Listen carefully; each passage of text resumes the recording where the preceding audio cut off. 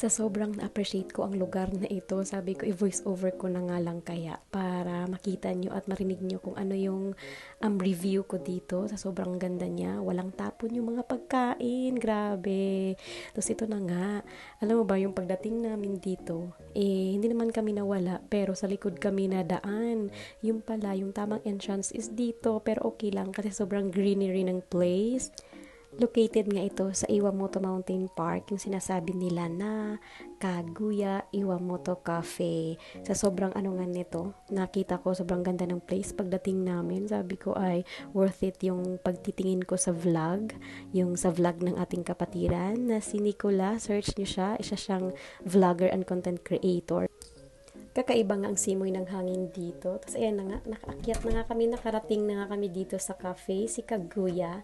Tapos ayun, naisipan nga namin magsulat ng aming pangalan para mamaya pag may availability, matatawag na kami. Tapos naisipan namin lumabas at mag-video. At mag-video dito sa labas. Hi, Imori! Ayan na, ang ganda ng scenery. Hello, baby!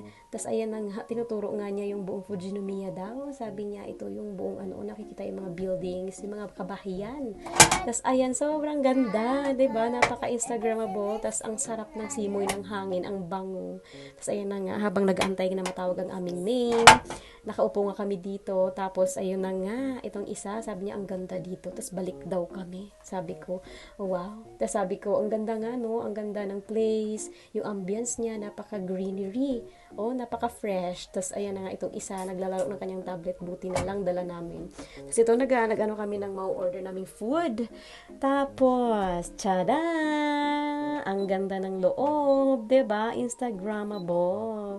Grabe, ang interior niya sobrang ganda. Gustong-gusto ko yung may pa-wood style. Tapos iisipin mo, ayan, yan lang yung price niya. Sa 2,000 mahigit na price niya, sobrang worth it niya. Sobrang sarap. Tapos ito na nga, yung order nga ng ating kaibigan. Ayan nga yung order. Kasama pala to sa appetizer. Sa order ng aking husband.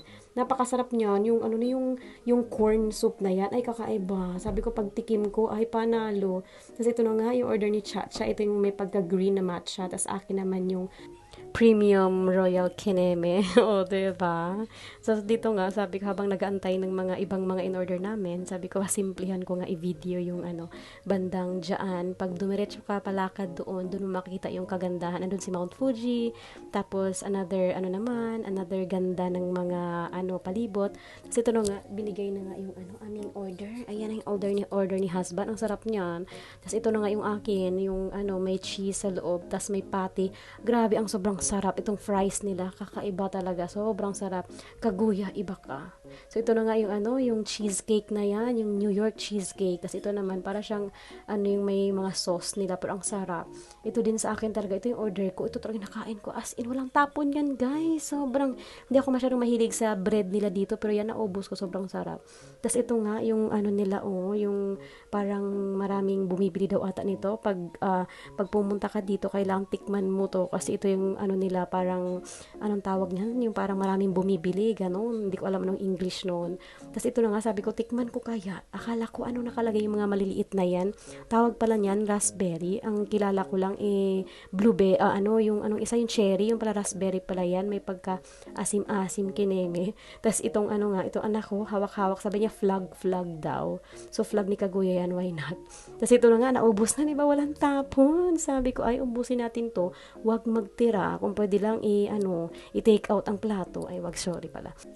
At dahil makapal nga ang mukha ko, ayan, nakiusap nga ako dito sa mga nakaupo. Yung ganda ng view nila, no? Sabi ko, ay, pwede bang mag-video? Tapos ay, sabi, sure. Sabi gano'n nung lalaki. Kaya, ayan, nakuhanan ko siya. Kapag kapala kaya niyong mag-antay sa mga nakapila, pwede kayo dito na, makaupo dito kapag dito niyo gusto. Pero dahil may baby kami, tapos yun ang available, kaya okay lang na sa gitna kami.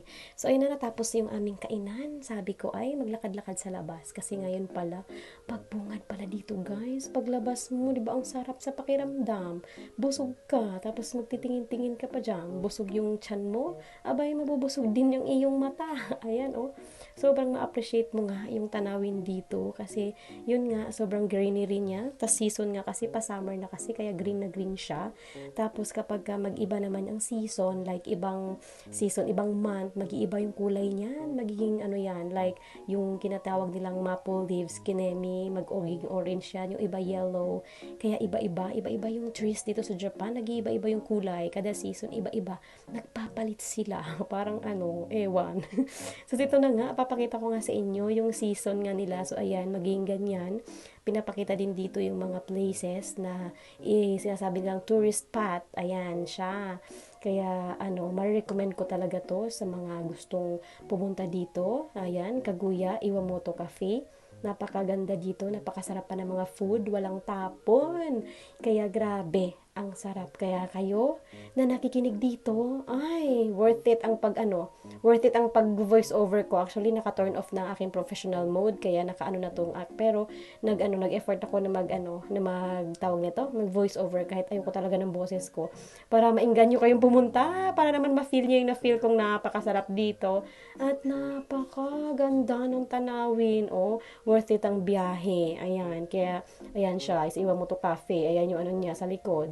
So, naisip ko na nga namin, ay, umuwi na tayo, magpunta na tayo sa ibang destination. Bye!